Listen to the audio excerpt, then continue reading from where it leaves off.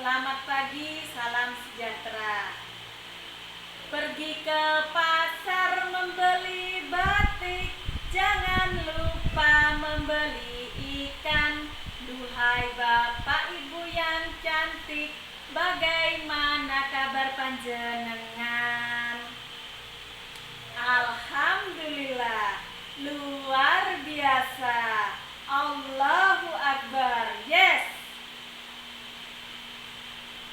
Perkenalkan, saya Saraswati, calon guru penggerak angkatan 9, kelas 181A, mau memaparkan budaya positif modul 1.4.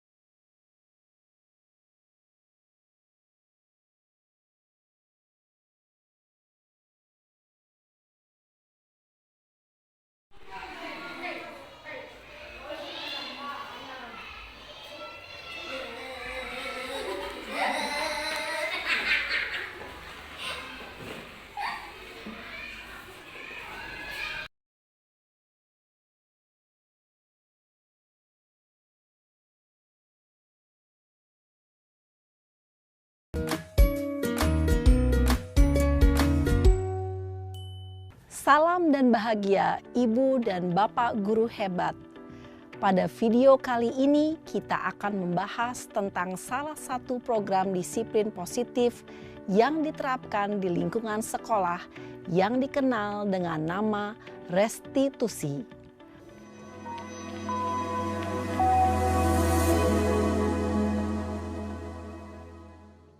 Restitusi dikembangkan oleh pakar pendidikan Diane Gosson, berlandaskan pada teori kontrol Dr. William Glasser.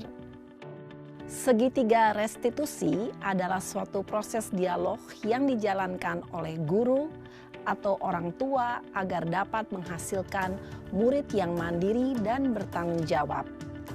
Pada saat guru di posisi manajer, aspek yang dikembangkan pada murid adalah motivasi intrinsik, sehingga penanaman nilai-nilai kebajikan dapat tumbuh dan berkembang menjadi suatu kebiasaan positif yang akhirnya membentuk karakter murid.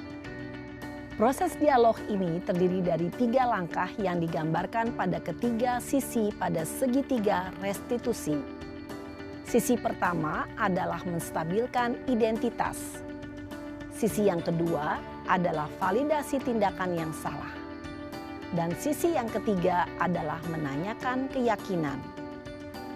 Ibu dan Bapak guru, berikut ini akan ditunjukkan bagaimana seorang guru berada dalam posisi manajer menggunakan penerapan segitiga restitusi.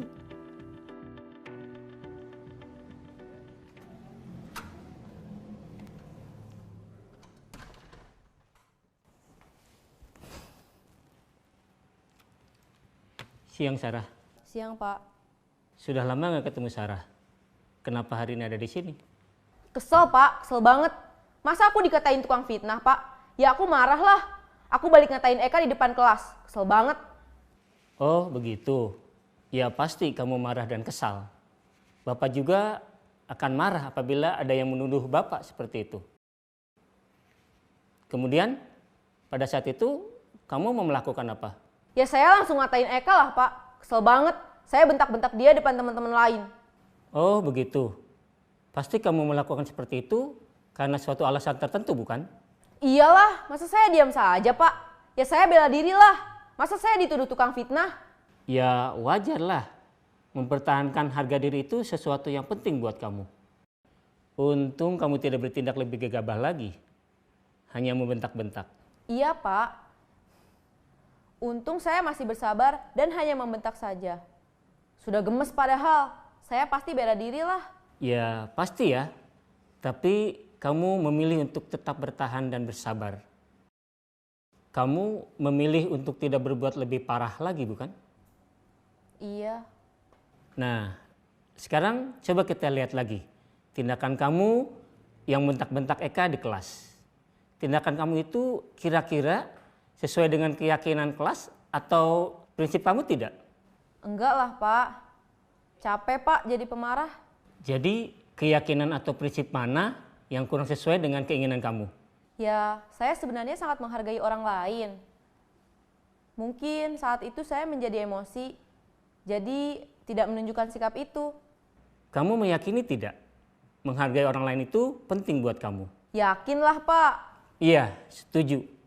Kita harus saling menghargai.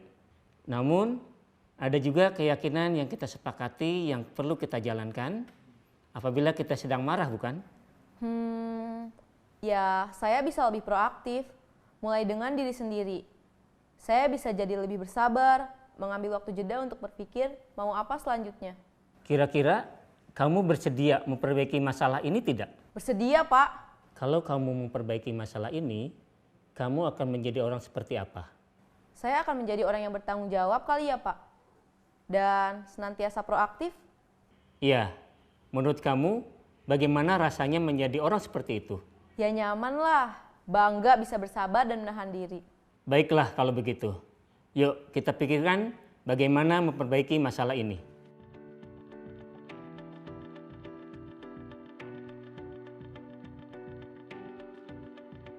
Ibu dan Bapak guru hebat. Baru saja kita menyaksikan contoh bagaimana seorang guru berada dalam posisi manajer menggunakan penerapan segitiga restitusi.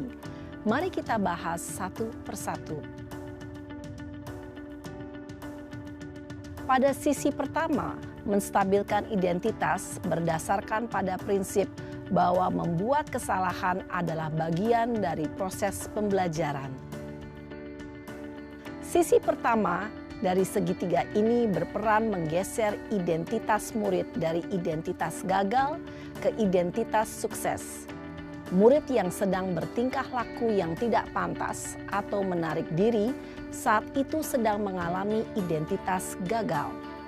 Bila kita mengkritiknya, maka posisinya tidak akan berubah. Kita bisa mengajukan pernyataan-pernyataan ini. 1. Membuat kesalahan sesuatu yang wajar. 2. Manusia tidak ada yang sempurna. 3. Kita bisa memperbaiki masalah ini.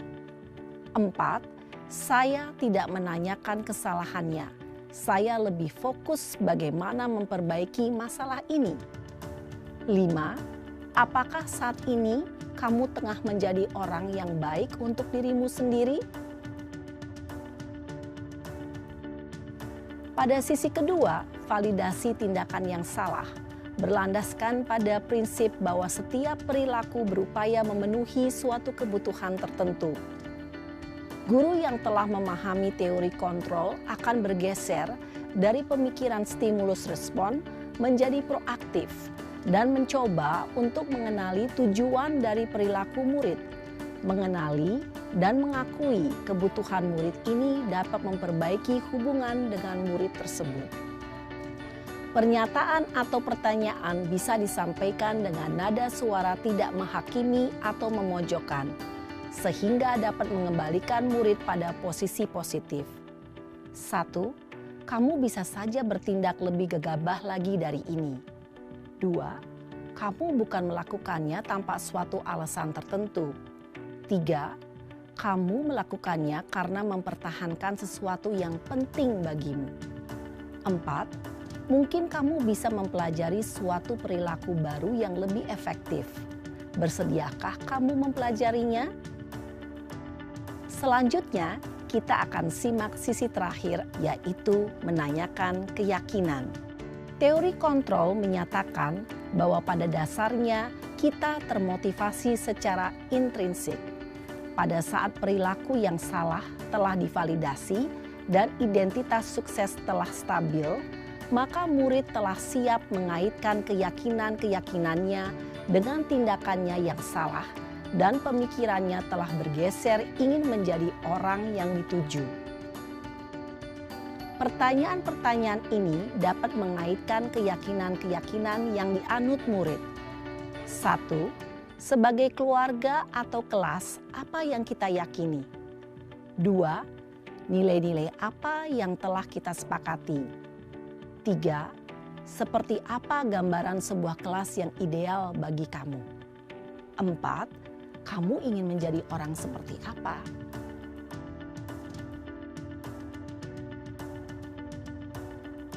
Dalam menerapkan segitiga restitusi, perlu diperhatikan beberapa hal, yaitu 1. Perilaku yang salah perlu dikaitkan dengan nilai-nilai atau keyakinan-keyakinan yang telah disepakati atau dituju. 2. Kesediaan orang yang melakukan kesalahan untuk memperbaiki masalah.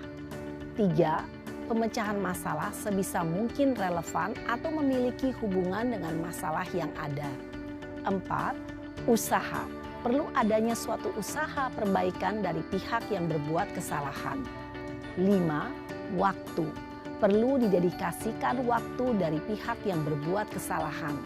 Tanyakan kapan akan mulai diberlakukan usaha untuk memperbaiki masalah. Dengan memahami struktur penerapan segitiga restitusi, diharapkan guru dapat menerapkan posisinya sebagai manajer dengan mengajukan pertanyaan-pertanyaan bermakna yang dapat membuat murid menjadi lebih percaya diri, bertanggung jawab, dan mandiri. Nah, ibu bapak guru perlu tidaknya mengikuti ketiga tahapan dalam segitiga restitusi bergantung pada ringan beratnya suatu permasalahan. Misalnya, bila permasalahan tersebut ringan, maka tidak perlu dijalankan secara berurutan. Bahkan bisa semudah menanyakan apa keyakinan yang kita sepakati.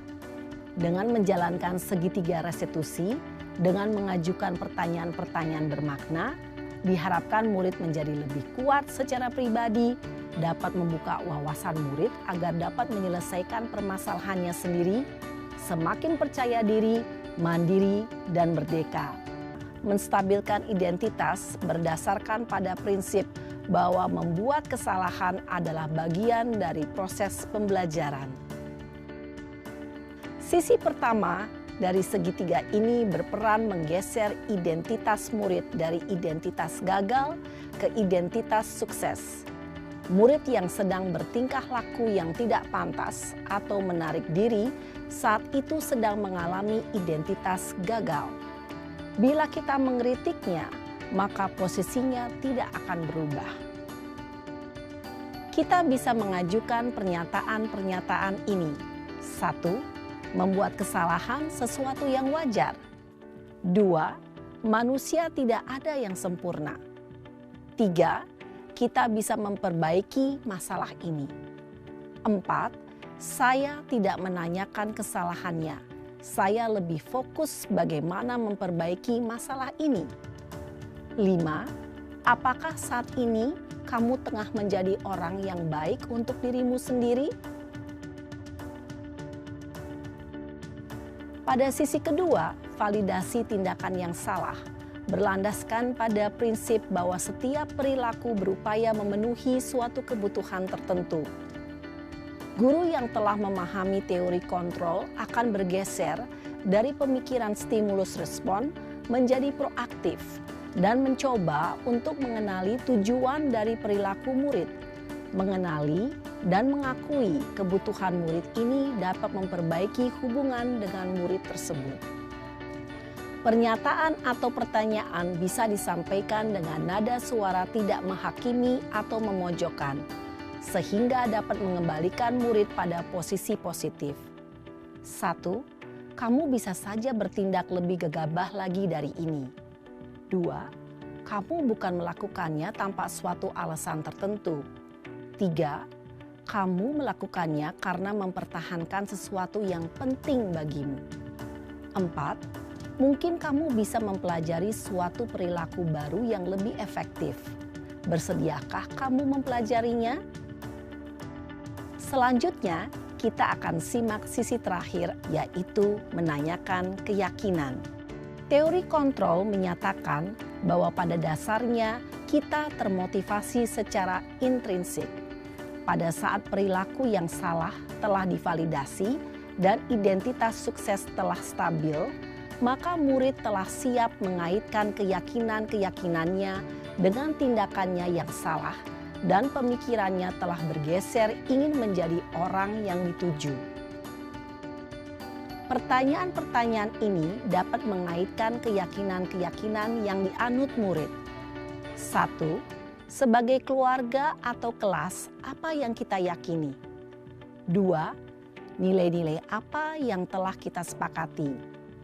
3. Seperti apa gambaran sebuah kelas yang ideal bagi kamu? 4. Kamu ingin menjadi orang seperti apa?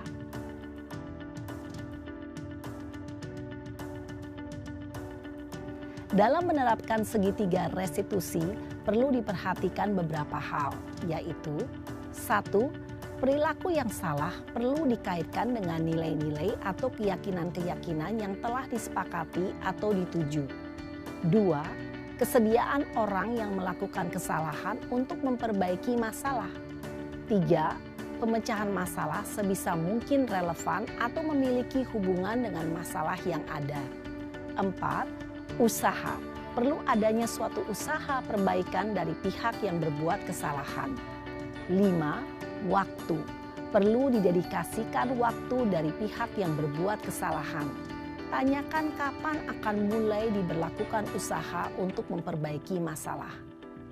Dengan memahami struktur penerapan segitiga restitusi, diharapkan guru dapat menerapkan posisinya sebagai manajer dengan mengajukan pertanyaan-pertanyaan bermakna yang dapat membuat murid menjadi lebih percaya diri, bertanggung jawab, dan mandiri.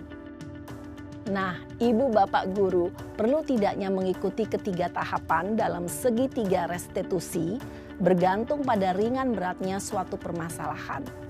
Misalnya, bila permasalahan tersebut ringan, maka tidak perlu dijalankan secara berurutan. Bahkan bisa semudah menanyakan apa keyakinan yang kita sepakati. Dengan menjalankan segitiga restitusi, dengan mengajukan pertanyaan-pertanyaan bermakna, diharapkan murid menjadi lebih kuat secara pribadi, dapat membuka wawasan murid agar dapat menyelesaikan permasalahannya sendiri, semakin percaya diri, mandiri, dan merdeka. Salam dan bahagia, ibu bapak guru hebat.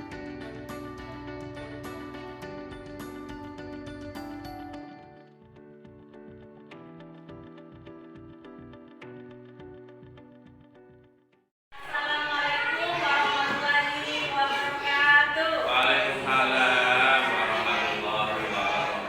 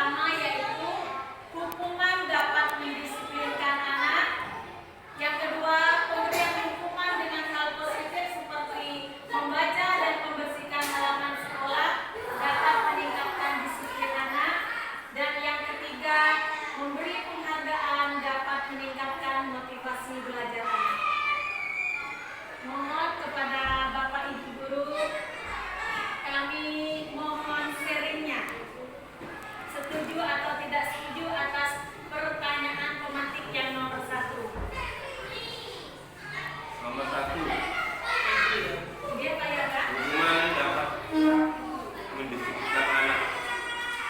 Itu ada beberapa hukuman yang bisa diingat oleh anak. Takutnya hukuman itu diingat selama anak itu sampai selamanya. Jangan hukuman fisik kalau bisa. Hukuman dengan perkataan dari gurunya yang baik. Contoh, anakku kalian apabila terlambat tolong untuk lain kali jangan terlambat lagi ya. Contohnya seperti itu. Jangan sampai anak terlambat itu dimarah-marahi. Lebih baik dengan kata-kata yang sopan. Apabila ada yang terlambat, kemudian ada teman yang istilahnya itu mengganggu teman, tolong diingatkan dengan kata yang bijak.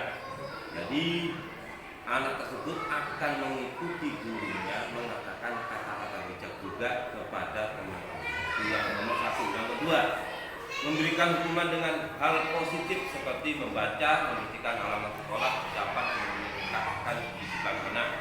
Setuju. Setujunya bagaimana? Alangkah baiknya di situ, yaitu tadi dengan kata-kata yang tidak menyinggung perasaan dari anak tersebut. Membersihkan halaman sekolah tidak apa-apa, dikarenakan apa? Membiasakan anak-anak itu hidup bersih dan meningkatkan kedisiplinan anak. Disiplin tepat waktu, disiplin dalam mengutarakan pendapat juga setuju. Yang ketiga, memberi penghargaan dapat meningkatkan motivasi belajar anak. Itu meningkatkan penghargaan. Penghargaan itu bisa diartikan apa ya? Istilahnya itu anak yang tidak bisa apa-apa itu kasihan. Apabila anak-anak yang prestasi saja nanti yang dikasih hadiah.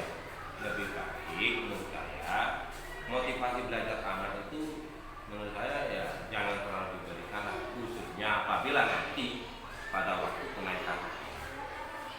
Itu saya pesan dari saya. Barangkali ada yang lain lebih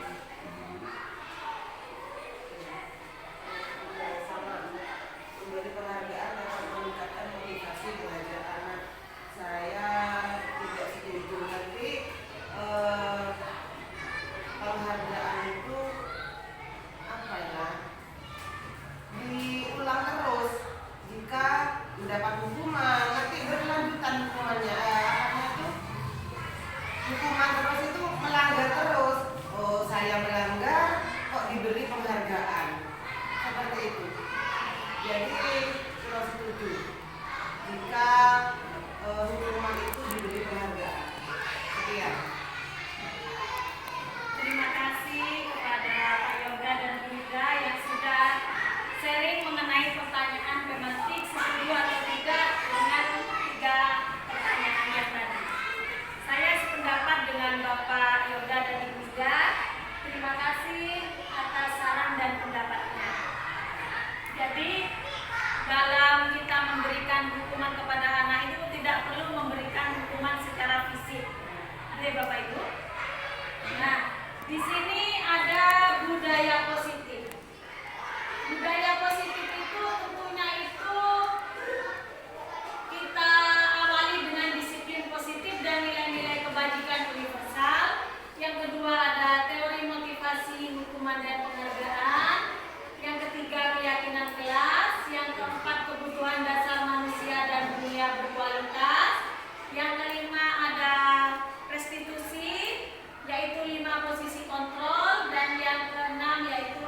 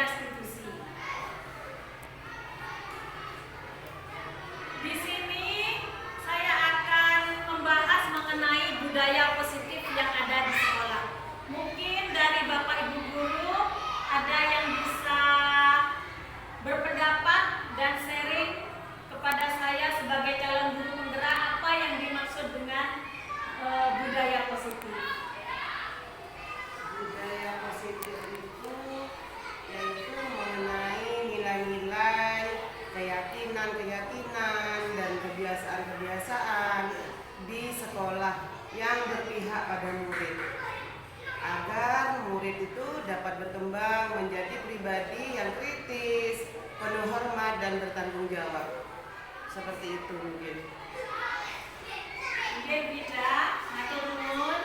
Jadi budaya positif itu merupakan sebuah budaya dari nilai-nilai kebajikan di mana nantinya itu proses kegiatan belajar mengajar itu nantinya harus berpihak kepada murid dan selalu untuk murid. Oke, matur nuwun tidak.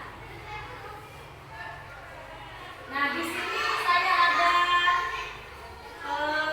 sebuah paradigma perubahan, yaitu kegiatan kepalan tangan. Saya akan membagi Bapak dan Ibu guru sebagai yang satunya sebagai A dan yang satunya sebagai B.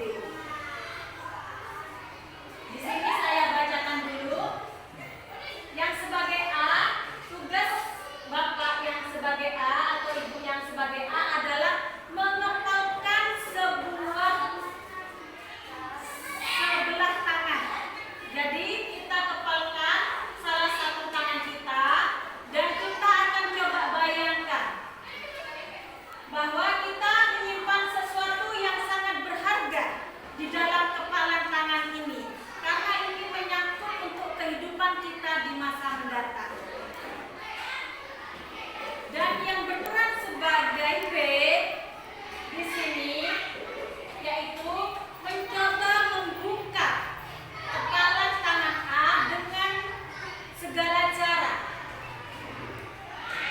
Yang B itu merayu, bisa membujuk, mengancam ataupun menghardik yang dapat membuat si A itu membuka kepalanya. Di sini mari kita praktekkan. Saya akan mengepalkan sebuah tangan saya dan saya bayangkan di dalam kepalan tangan ini ada barang atau sesuatu yang sangat berharga dalam kehidupan saya akan mendatang. Bagaimana supaya saya ini bisa membuka kepalan ini? Monggo Bapak Ibu tindak sebagai B. Dengan cara merayu saya boleh, menghardik saya boleh, mengancam ataupun dengan apapun. Aku jawab ya. Terima kasih. Yang dipegang itu adalah rahasia kita, ya kan? Tergantung kita. Bagaimana curhatan kita? Kita lihat kepada orangnya. Orangnya itu bisa diajak bicara apa tidak? Kalau kita bisa diajak bicara, orang itu sudah dewasa, meskipun curhatan kita adalah kunci segala-galanya, tapi kita tidak bisa mendobrak kunci tersebut. Alangkah baiknya perasaan yang tidak kita berikan kepada itu kita curahkan kepada orang yang bisa mengutarakan. Jadi apabila kita tidak bisa memecahkan suatu masalah, belajar saya seperti ini, dalam belajar saya seperti ini, meskipun itu rahasia sekali, kita lihat aja teman kita. Yang penting teman kita jangan sampai curhatan kita dilemparkan kepada orang lain. Dan kita harus memilih teman yang tepat, bisa menurutkan. Apakah rahasia itu cukup saya tahu, yang tahu kita, suami, anak harus tahu. Tidak boleh rahasia ini gini yang kita saja yang tahu. Biasanya kita pilih orang-orang tertentu yang kita pilih. Itu menurut saya. Dengan caranya menyuap.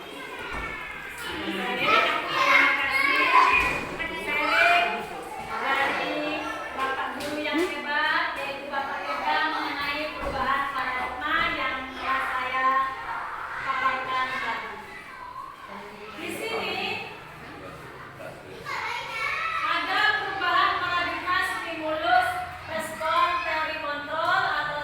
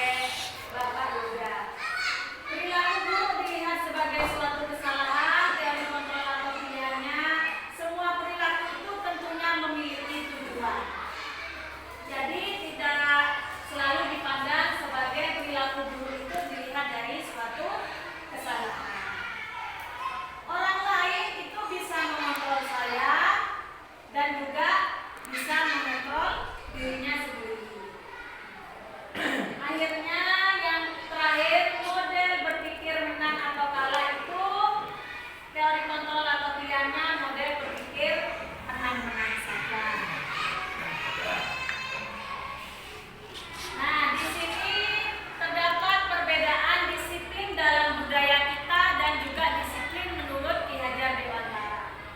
Dalam budaya kita, makna kata disiplin dimaknai menjadi sesuatu yang dilakukan seseorang pada orang lain untuk mendapatkan kepatuhan.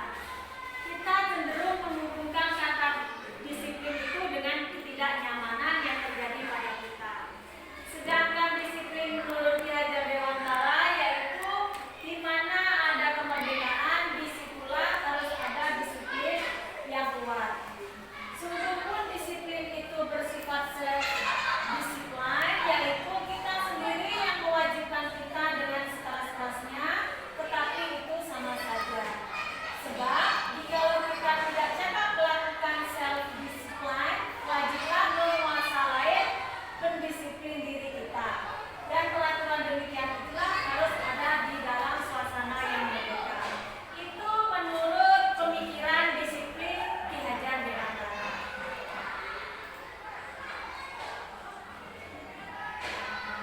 Jadi sesuai dengan apa yang perbedaan tadi, disiplin menurut budaya kita dan menurut Ki Hajar Dewantara, yaitu disiplin berasal dari bahasa Latin disciplina yang artinya belajar.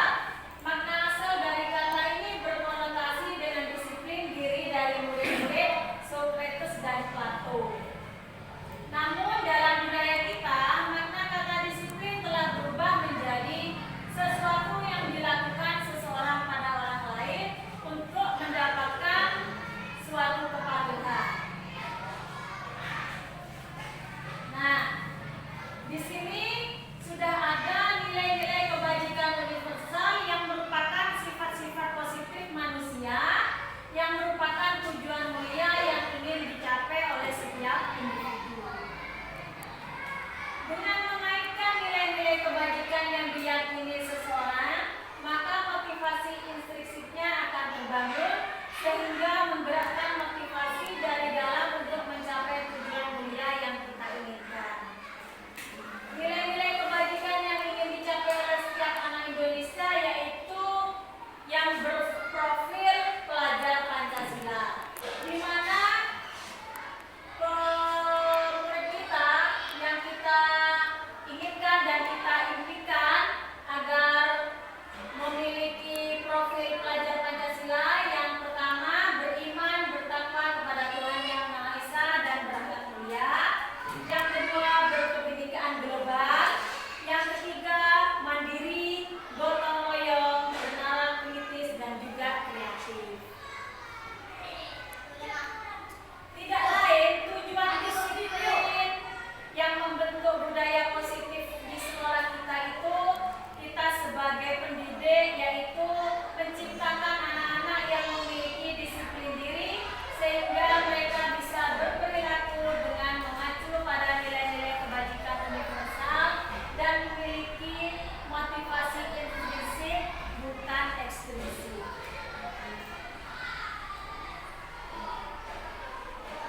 Di sini saya akan membacakan 3 teori motivasi perilaku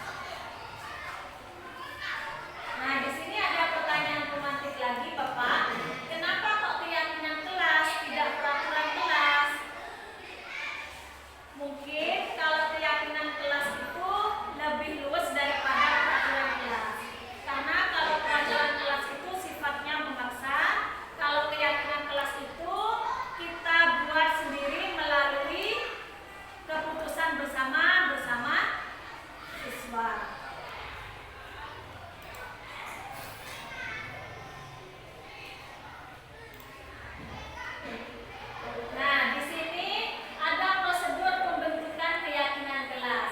Mungkin di sekolah kita di SDN Sumber Suko tentunya sudah mulai dari kelas 1 sampai kelas 6 sudah terbentuk keyakinan kelas. Sehingga kita tidak akan mengulas kembali apa yang dimaksud dengan keyakinan kelas, karena khusus di SDN Sumber Suko ini mulai dari kelas 1A sampai kelas 6B sudah ada keyakinan kelas di setiap kelas.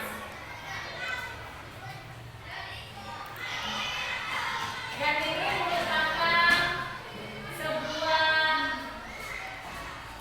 contoh di mana anak-anak kita itu membentuk keyakinan kelas. Mungkin cukup sekian presentasi aksi nyata 1.9 modul 1.4. Apabila terdapat salah kata, kami mohon maaf yang sebesar-besarnya. Sebelumnya, kami mempunyai sebuah video, di mana video ini merupakan video yang menggambarkan teori posisi kontrol, 5 posisi kontrol yang ada dalam restitusi.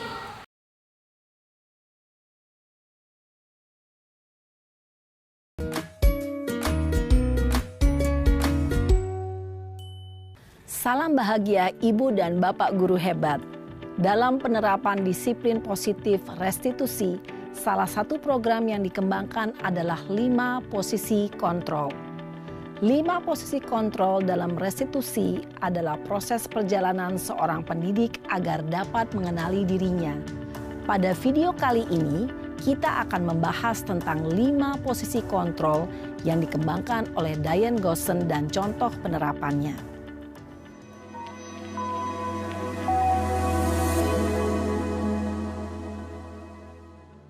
5 posisi kontrol itu adalah 1. Posisi penghukum.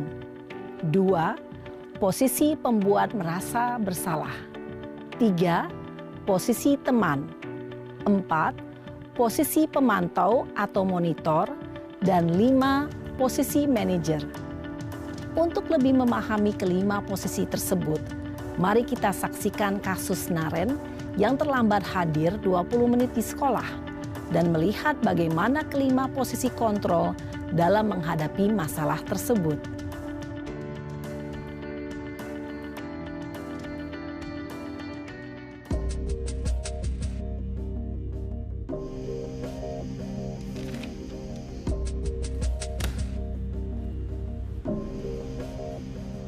Naren! Sini kamu! Selamat pagi, Bu. Selalu terlambat. Kamu deh, pasti terlambat. Maaf, Bu. Saya... Apa? Apa coba? Alasan kamu apa lagi? Kapan sih kamu tidak terlambat? Malas sekali ya kamu jadi anak. Saya... Dasar pemalas. Gak kapok-kapok sih kamu. Sudah berapa kali terlambat? Sana, kamu keliling lapangan basket 2 kali. Kenapa saya harus keliling lapangan basket, Bu? Kenapa? Kamu mau lawan ibu? Berani-beraninya jawab. Sudah terlambat, masih berani jawab pula. Sekarang, keliling lapangan basket 5 kali sekalian. Biar kapok. Cepat, pergi sana ke lapangan basket. Posisi penghukum biasanya berbicara dengan nada tinggi, menghardik, menunjuk-nunjuk, menyakiti, dan menyindir. Hukuman bisa berupa fisik maupun psikis. Ibu dan Bapak guru hebat, dampak yang terjadi pada murid ketika guru berada pada posisi penghukum adalah murid cenderung akan memberontak, bahkan menyimpan dendam.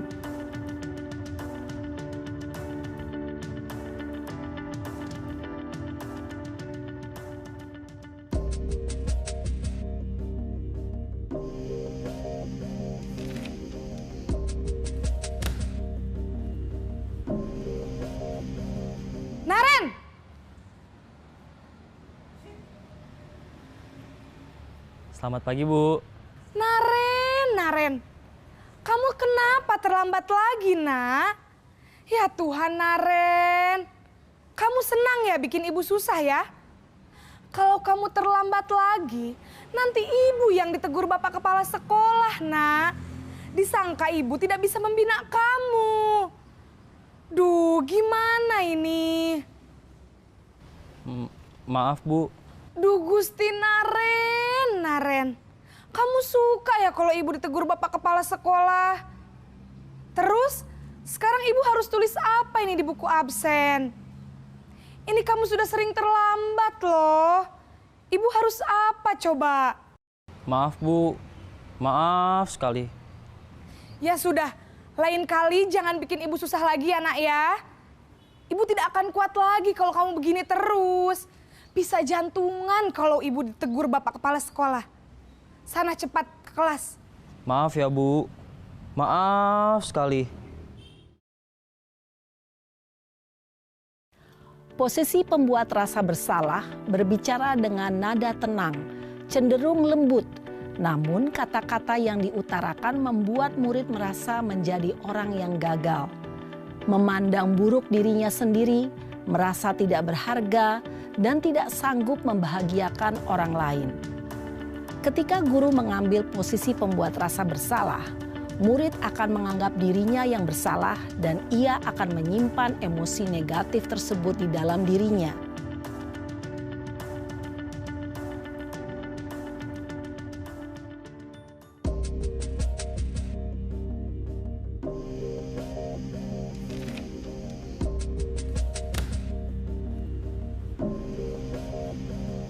Naren!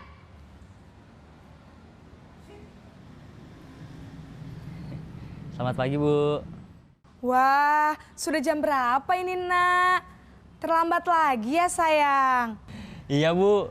Habis ibu saya lupa bangunkan saya, Bu. Kamu malah menyalahkan ibu kamu. Kamu bukannya anak yang larinya paling kenceng. Kok terlambat sih?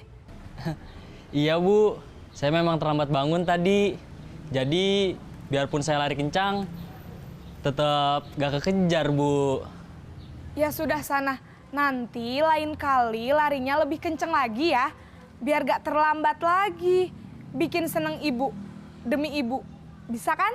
Bisa lah, Bu. Ya sudah sana masuk kelas. Ibu beresin urusan absen kamu. Kamu ini ada-ada saja. Dalam posisi teman, guru berbicara dengan nada suara ramah, akrab, cenderung bersenda gurau untuk menjaga suasana tetap santai. Murid akan merasa senang, aman, dan akrab dengan guru. Identitas yang tercipta adalah identitas sukses atau berhasil. Namun, perlu diingat, karena ini masih dorongan eksternal, maka ada faktor ketergantungan dari murid kepada orang tertentu. Di sini guru absennya, sehingga di lain waktu murid bisa berperilaku baik, namun hanya kepada orang-orang tertentu saja.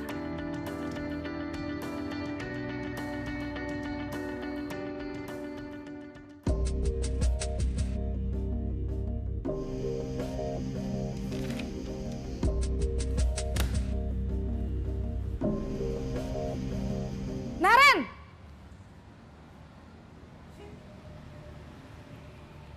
Selamat pagi, Bu. Naren, apa peraturan sekolah kita tentang jam berapa kita harus masuk sekolah, Nak? Kita harus di sekolah jam 7, Bu. Iya, betul. Sekarang sudah jam 7.20. Naren sudah tahu konsekuensinya jika terlambat hadir. Paham, Bu. Saya harus tinggal kelas pas jam istirahat selama 20 menit. Iya, benar. Konsekuensinya demikian. Jadi nanti jam 9.30 pas istirahat, kamu harus tinggal di kelas, kerjakan tugas tambahan untuk ketertinggalan kamu, ya? Baik, Bu. Posisi pemantau mengandalkan penghitungan atau data untuk mengontrol murid. Guru mengarahkan murid berdasarkan peraturan dan konsekuensi. Seorang pemantau menunjukkan bahasa tubuh dan ekspresi wajah yang datar dan cenderung formal.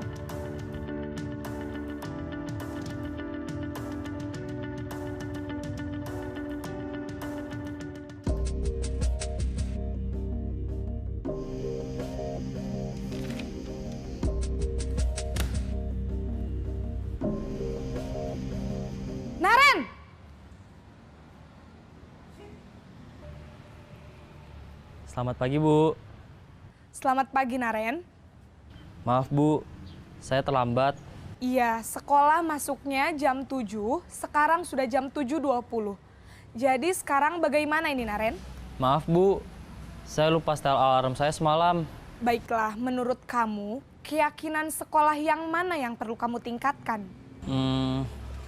Menghargai diri sendiri dan orang lain mungkin ya, Bu. Setuju. Jadi, apakah Naren meyakini prinsip saling menghormati tersebut? Iya, Bu. Saya meyakininya.